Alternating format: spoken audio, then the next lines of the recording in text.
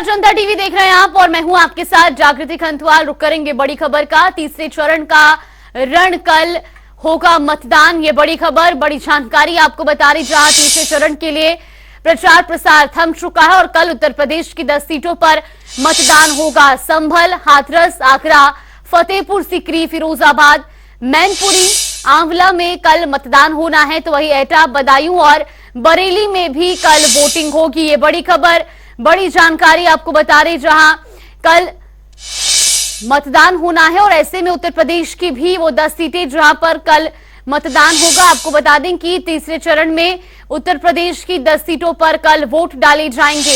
ये बड़ी खबर, बड़ी जानकारी। संभल, हाथरस, आगरा, फतेहपुर सीकरी, इसके अलावा फिरोजाबाद, मैनपुरी और आंवला में भी कल मतदान होना है। साथ ही आपको बता दें कि एटा, बदायूं और बरेली में भी कल वोटिंग होगी इस वक्त की। ये बड़ी खबर, बड़ी जानकारी। तो वहीं बूथों पर कड़ी सुरक्षा व्यवस्था की गई है और इसके साथ ही आपको बता दें कि कल 10 लोकसभा सीटों पर मतदान होना है, जिसके लिए पोलिंग पार्टियां रवाना की जा चुकी हैं और ऐसे में सभी मतदान केंद्रों पर भी सुरक्षा के पुख्ता इंतजाम किए गए हैं। उत्तर प्रदेश की वो 10 लोकसभा सीटें जहां पर कल मतदान होगा, संभल, हाथरस, बदायूं, एटा, मैनपुरी, फिरोजाबाद, बरेली, आंवला और हाथरस।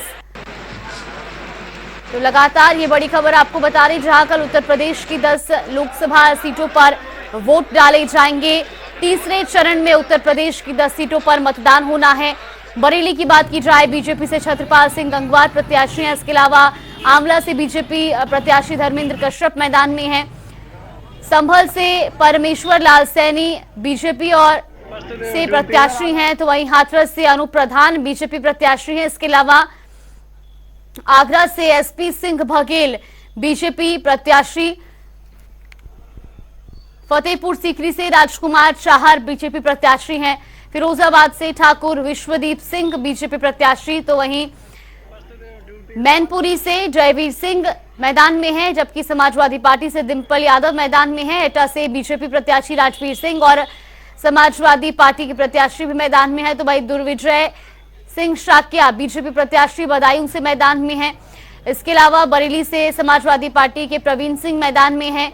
आंवला से नीरज मौर्य और बीएसपी से आबिद अली मैदान में हैं। तो वहीं संभल की बात की जाए तो वहां समाजवादी पार्टी के जियाउर रहमान इस बार चुनावी मैदान में। हाथरस से जसवीर वाल्मीकि समाजवादी पार्टी प्रत्याशी, आगरा से सुरेश चंद्र कदम सपा प्रत्याशी, फतेहपुर सीकरी से रामनाथ सिंह सिकरवार कांग्रेस प्रत्याशी, गठबंधन के प्रत्याशी वो मैदान में है। 4 तस्वीरें आपको दिखा रहे हैं बदायूं, मैनपुरी, आगरा और हाथरस की, जहां मतदान केंद्रों पर कड़ी सुरक्षा व्यवस्था की गई है।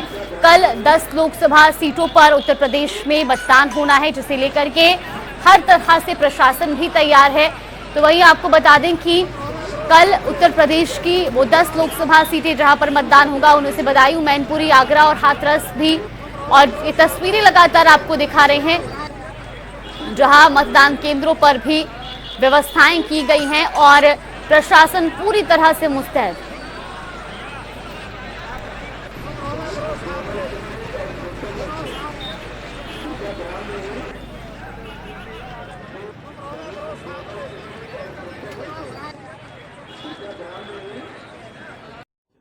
देखिए, तीसरे चरण के चुनाव में भारतीय जनता पार्टी सभी सीटें को जीत रही है।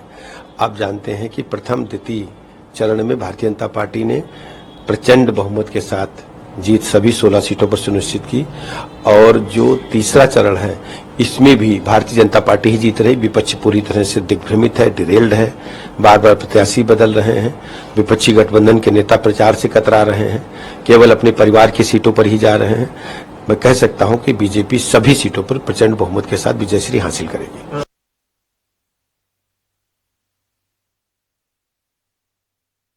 देखिए, कमल का फूल बहुत बड़े बड़े अंतर से दोनों चरणों में खिल चुका है, तीसरे चरण में भी खिलने जा रहा है।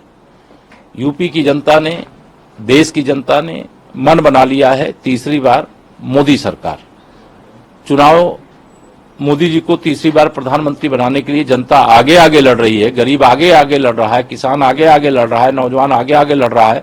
महिलाएं आगे आगे लड़ रही हैं, बल्कि हमारे भाजपा के जो कार्यकर्ता हैं थोड़ा पीछे हो जा रहे हैं।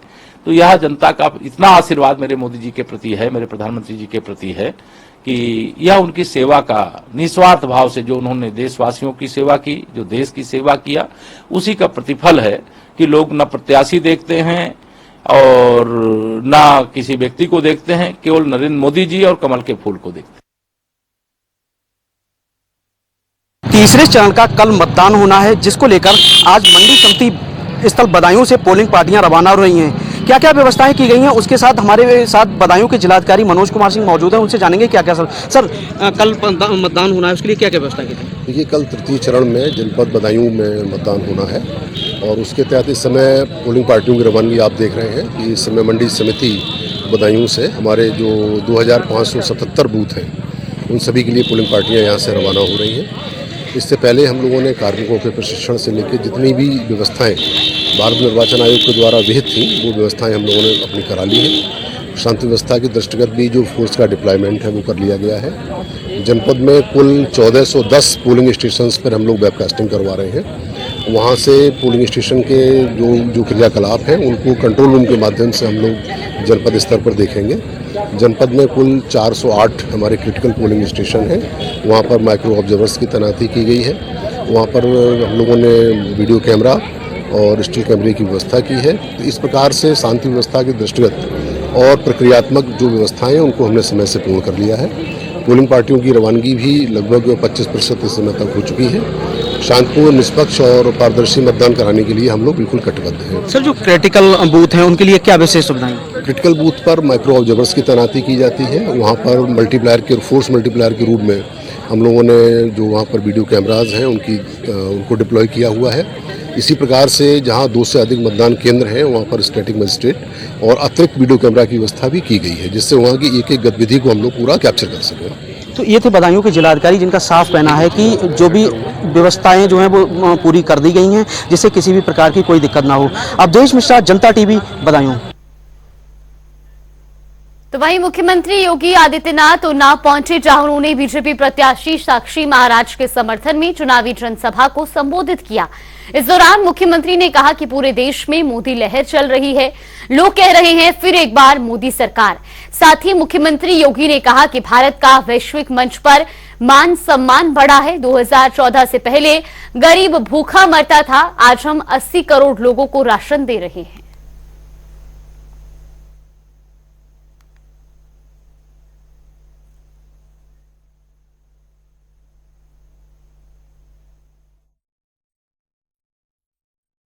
लोकतंत्र के इस महापर्व के लिए आप सबका आह्वान करने के लिए पुनः आपके बीच में आने का सौभाग्य प्राप्त हुआ है।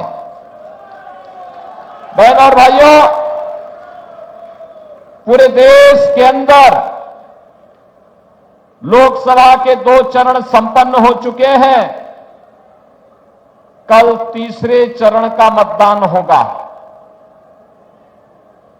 अब तक के 2 चरण 191 सीटों पर चुनाव हुए हैं और देश के अंदर जो रुझान है वे रुझान बताते हैं कि फिर एक बार मोदी सरकार। लोग जहां कहीं भी जाओ एक ही बात कहते हैं, मोदी सरकार लाने के लिए लोगों के मन में एक नई उत्सुकता है और ये अचानक नहीं है। बहन और भाइयों, पिछले 10 वर्ष के अंदर भारत में जो परिवर्तन करके मोदी जी ने दिखाया है, इसके प्रति आम जनमानस के मन में एक सम्मान और श्रद्धा का भाव है और हर व्यक्ति चाहता है कि मोदी जी तीसरी बार देश के प्रधानमंत्री बने। बहनों और भाइयों, देश के अंदर भारत का वैश्विक मंच पर सम्मान दिलाने का मामला हो या देश की सीमाओं को सुरक्षित करने का,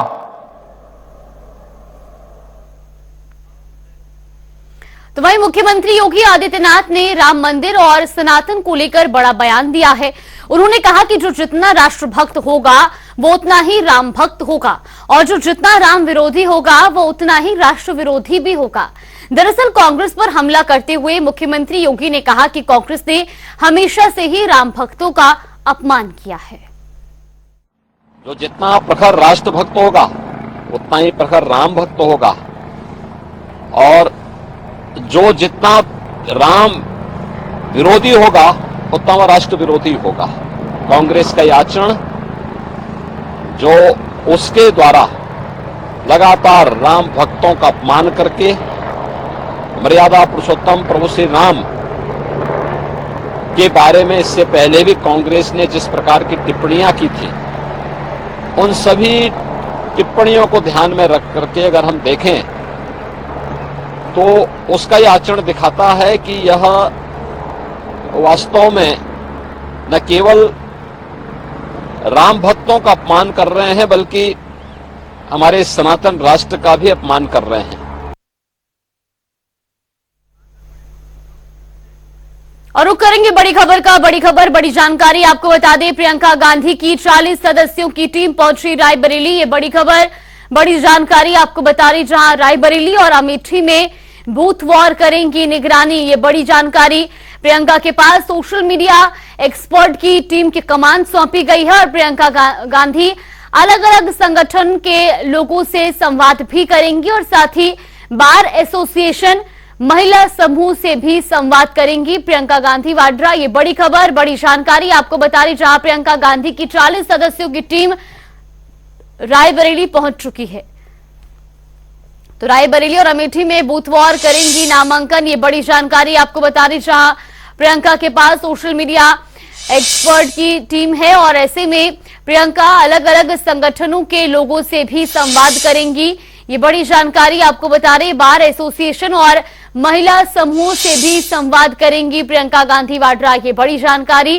प्रियंका गांधी की 40 सदस्यों की टीम अब रायबरेली पहुंच चुकी है और चुनाव को लेकर के कुल मिलाकर रायबरेली और अमेठी सीट पर बूथ वॉर निगरानी की जाएगी, जहां प्रियंका गांधी के पास सोशल मीडिया एक्सपर्ट की टीम की कमान सौंपी गई है और ऐसे में प्रियंका अलग अलग संगठन के लोगों से भी इस दौरान संवाद करेंगी। खासतौर पर बार एसोसिएशन और महिला समूहों से भी संवाद करेंगी प्रियंका गांधी वाड्रा। ये बड़ी खबर, बड़ी जानकारी।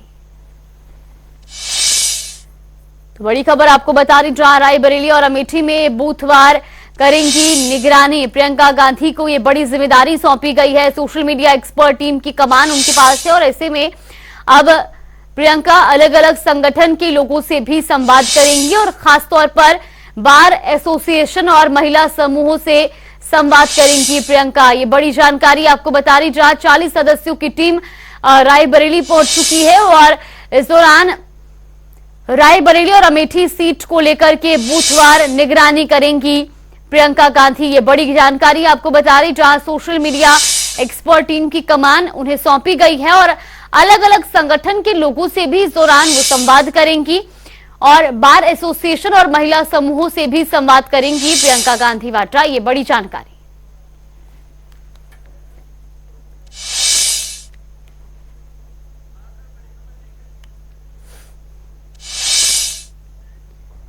तो बड़ी खबर आपको बता दें, बड़ी खबर, बड़ी जानकारी इस वक्त की। ये बड़ी खबर, आचार्य प्रमोद कृष्णम का बहुत बड़ा खुलासा। ये बड़ी जानकारी, राम मंदिर के फैसले पर बोले प्रमोद कृष्णम। ये बड़ी जानकारी, फैसले के बाद राहुल गांधी ने बैठक की थी और राहुल ने फैसले को पलटने की बात कही। ये बड़ी जानकारी, आचार्य प्रमोद कृष्णम ने बड़ा खुलासा किया है इस वक्त की। ये बड़ी खबर, बड़ी जानकारी आपको बता रहे, जहां राम मंदिर के फैसले के बाद राहुल गांधी ने बैठक की और साथ ही उन्होंने बताया कि राहुल ने फैसले को पलटने की बात कही थी। आचार्य प्रमोद कृष्णम ने एक बड़ा खुलासा किया है, बड़ा बयान दिया है राम मंदिर के फैसले पर। आचार्य प्रमोद कृष्णम ने कहा कि फैसले के बाद राहुल गांधी ने बैठक की थी। साधारण चुनाव नहीं है, ये धर्म युद्ध है और जो राम का नहीं है वो राष्ट्र का नहीं हो सकता है और जो राष्ट्र का नहीं है वो राम का नहीं हो सकता है। और जो राम का नहीं है वो किसी काम का नहीं है। अगर इस चुनाव में जो भी लोग इस देश को प्यार करते हैं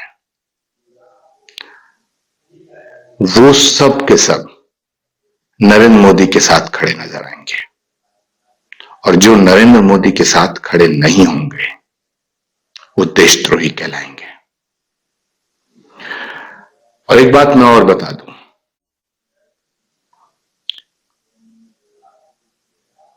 मैं कांग्रेस में 32 साल से भी ज्यादा समय मेरा बीता है। जब राम मंदिर का फैसला आया, राम मंदिर बनना शुरू हुआ, उसके बाद राहुल गांधी जी ने अपने नजदीकी लोगों की एक बैठक में अमेरिका के रहने वाले अपने एक शुभचिंतक के कहने पर, इशारे पर, सलाह पर यह बात कही थी कि अगर हमारी सरकार बनती है तो हम सुपर पावर कमीशन बना करके राम मंदिर के फैसले को पलट दें। तो वहीं सुल्तानपुर से बीजेपी प्रत्याशी मेनका गांधी ने महिलाओं के घर और चीनी मिल को चुनावी मुद्दा बनाया है। उन्होंने कहा कि औरतों को घर दिलाना मेरी प्राथमिकता है। इस बार चुनाव के बाद 1 लाख घरों का इंतजाम किया जाएगा। इसके साथ ही उन्होंने क्या कुछ कहा वो भी आपको सुनवाते हैं।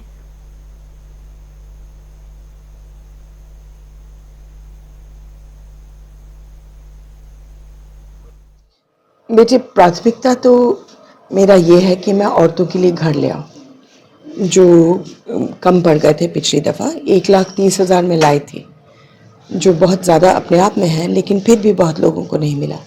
तो ये प्राथमिकता में होगा। एक सड़क छूट की थी बड़ी वाले उसका मुझे करना है। चीनी का मिल छूट गया है, उसको ठीक करना है। ये 3-4 चीज़ें हैं, बहुत सारी चीज़ें हैं। ज़िंदगी एक नदी की तरह, कोई चीज़ रुकती तो है नहीं। कुछ ये बन गया तो इंसान का ख्वाहिश होता है कुछ और बन जाए, तो लोग आएंगे, ख्वाहिश करेंगे, उनके मुताबिक मैं करूँगी। और रुक करेंगे बड़ी खबर का। बड़ी खबर, बड़ी जानकारी आपको बता दें इस वक्त की ये बड़ी खबर। सीएमएस अलीगंज ब्रांच की बेटी ने रचा इतिहास। ये बड़ी जानकारी। आईएससी बोर्ड 12वीं में रक्षिता ने टॉप किया है। ये बड़ी खबर, बड़ी जानकारी आपको बता रही, जहां 12वीं कक्षा में रक्षिता लोहानी को 98.75% नंबर मिले हैं। ऑल इंडिया रैंकिंग में टॉप 3 में रक्षिता को स्थान प्राप्त हुआ है। लखनऊ में खुरम नगर की रहने वाली हैं रक्षिता। ये बड़ी जानकारी आपको बता रही, जहां सीएमएस अलीगंज ब्रांच की बेटी ने इतिहास रचा है। दरअसल 12वीं का रिजल्ट आने के बाद ऑल इंडिया रैंकिंग में टॉप 3 में रक्षिता का नाम शामिल है और खुरम नगर की वो रहने वाली हैं। आपको बता दें कि आईसीएसई बोर्ड में उन्होंने 12वीं कक्षा में 98.75% अंक हासिल किए हैं। ये बड़ी खबर, बड़ी जानकारी। सीएमएस अलीगंज ब्रांच की बेटी रक्षिता लोहानी ने टॉप किया है। ऑल इंडिया रैंकिंग में भी टॉप 3 में उनका नाम शामिल है। आपको बता दें कि लखनऊ में खुरम नगर की वो रहने वाली हैं और आईएससी बोर्ड 12वीं में रक्षिता लोहानी ने टॉप किया है। तो 12वीं में रक्षिता लोहानी को 98.75% नंबर मिले हैं और इसी के साथ ऑल इंडिया रैंकिंग में भी वो टॉप 3 में शामिल हैं।